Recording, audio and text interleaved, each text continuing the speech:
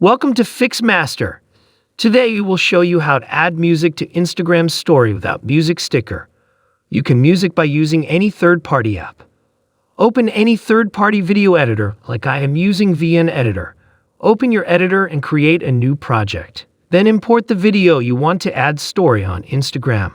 Then add any type of music you want to add.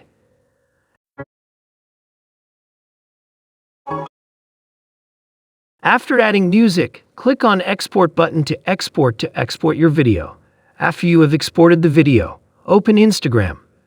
After opening Instagram, click on Add to Story. After add the video you have edited.